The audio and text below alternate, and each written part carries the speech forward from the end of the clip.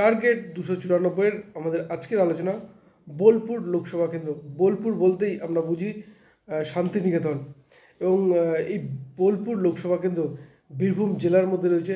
আর বীরভূম জেলার রাজনীতির কথা আলোচনা করতে গেলে প্রথমে আসে অনুব্রত মণ্ডলের কথা। কিন্তু 2024 সালের যে লোকসভা নির্বাচন, সেই লোকসভা নির্বাচনের সময় কিন্তু অনুব্রত মণ্ডল ছিলেন না, তিনি ছিলেন তিহার জেলে বন্দী।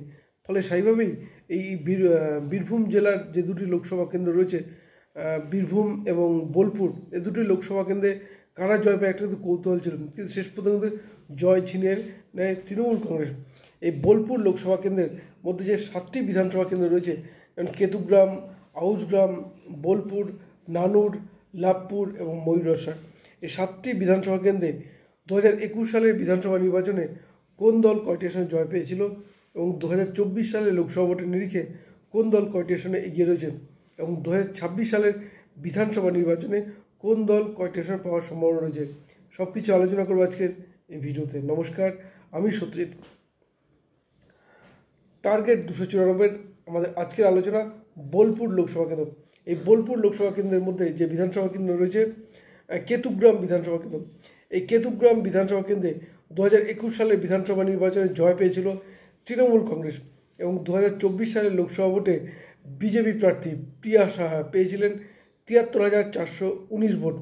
অন্যদিকে সিপিএম প্রার্থী শ্যামলী প্রধান পেয়েছিলেন 13,824 ভোট, এবং তৃণমূল প্রার্থী অসিত মাল পেয়েছিলেন 1,19,431 ভোট। অর্থাৎ এই কেতুগ্রাম বিধানসভা কেন্দ্র থেকে তৃণমূল প্রার্থী অসিত মাল 46,012 ভোটে এগিয়েছিলেন। এরপর মঙ্গলকোট বিধানসভা কেন্দ্র। মঙ্গলকোট বিধানসভা কেন্দ্রে 2021 সালে জয় পেয়েছিল তৃণমূল কংগ্রেস, এবং 2024 সালের লোকসভা ভোটে বিজেপি প্রার্থী প্রিয়া সাহা পেয়েছিলেন 70,811 ভোট।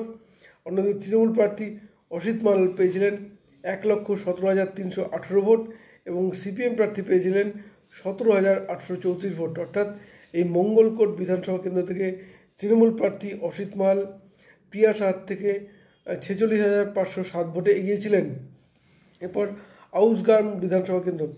2021 সালের বিধানসভা নির্বাচনে এই আউসগ্রাম থেকে জয় পেয়েছিল তৃণমূল কংগ্রেস, এবং 2024 সালের লোকসভা ভোটে বিজেপি প্রার্থী প্রিয়া সাহা পেয়েছিলেন 76,968 ভোট। অন্যদিকে তৃণমূল প্রার্থী অসিত মাল পেয়েছিলেন 1,10,503 ভোট, এবং সিপিএম প্রার্থী পেয়েছিলেন 21,164 ভোট। অর্থাৎ এই আউসগ্রাম বিধানসভা কেন্দ্র থেকে তৃণমূল প্রার্থী অসিত মাল 33,535 ভোটে এগিয়েছিলেন। এরপর বোলপুর বিধানসভা কেন্দ্র। 2021 সালের বিধানসভা নির্বাচনে এই বোলপুর থেকে জয় পেয়েছিল তৃণমূল কংগ্রেস, এবং 2024 সালের লোকসভা ভোটে এই বোলপুর আসনে বিজেপি প্রার্থী প্রিয়া সাহা পেয়েছিলেন 81,115 ভোট। অন্যদিকে তৃণমূল প্রার্থী অসিত মাল পেয়েছিলেন 1,29,462 ভোট, এবং সিপিএম প্রার্থী পেয়েছিলেন 16,202 ভোট। অর্থাৎ এই বোলপুর বিধানসভা কেন্দ্র থেকে অসিত মাল 48,347 ভোটে এগিয়েছিলেন। এরপর নানুর বিধানসভা কেন্দ্র। 2021 সালের বিধানসভা নির্বাচনে এই নানুর থেকে জয় পেয়েছিল তৃণমূল কংগ্রেস, এবং 2024 সালের লোকসভা ভোটে বিজেপি প্রার্থী প্রিয়া সাহা পেয়েছিলেন 66,620 ভোট।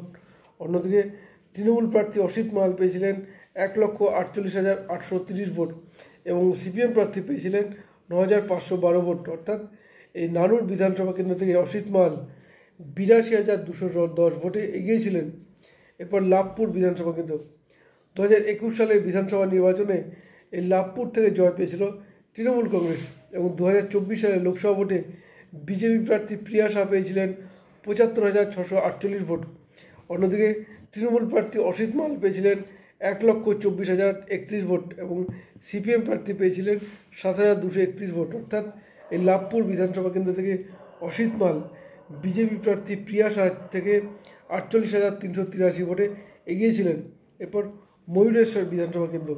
2021 সালের বিধানসভা নির্বাচনে এই ময়ূরেশ্বর বিধানসভা কেন্দ্র থেকে জয় পেয়েছিল তৃণমূল কংগ্রেস, এবং 2024 সালের লোকসভা ভোটে বিজেপি প্রার্থী প্রিয়া সাহা পেয়েছিলেন 80,882 ভোট। অন্যদিকে তৃণমূল প্রার্থী অসিত মাল পেয়েছিলেন 1,01,634 ভোট। অন্যদিকে সিপিএম প্রার্থী পেয়েছিলেন 13,052 ভোট। অর্থাৎ এই ময়ূরেশ্বর বিধানসভা কেন্দ্র থেকে অসিত মাল 20,752 ভোটে এগিয়েছিলেন। এরপর আসবো পোস্টাল ভোটে প্রিয়া সাহা বিজেপি প্রার্থী পেয়েছিলেন 2917 ভোট। অন্যদিকে তৃণমূল প্রার্থী অসিত মাল পেয়েছিলেন 4424 ভোট এবং সিপিএম প্রার্থী পেয়েছিলেন 564 ভোট। অর্থাৎ পোস্টাল ভোটেও কিন্তু এগিয়ে রয়েছে তৃণমূল কংগ্রেস। মোট ভোটের দিকে নজর রাখি। এই বোলপুর লোকসভা কেন্দ্রে সিপিএম প্রার্থী পেয়েছিলেন 99,383 ভোট। অন্যদিকে বিজেপি প্রার্থী প্রিয়া সাহা পেয়েছিলেন 5,28,380 ভোট। 5,28,380 ভোট। অন্যদিকে তৃণমূল প্রার্থী অসিত মাল পেয়েছিলেন 8,55,633 ভোট। অর্থাৎ এই বোলপুর বিধানসভা কেন্দ্র থেকে অসিত মাল 3,27,253 ভোটে জিতেছিলেন। ফলে স্বাভাবিকভাবেই আর যেটা বলা যেতে পারে তা হচ্ছে এই বোলপুর লোকসভা কেন্দ্রে যে 7টি বিধানসভা কেন্দ্র রয়েছে এই 7টিতেই কিন্তু এগিয়ে রয়েছে তৃণমূল কংগ্রেস।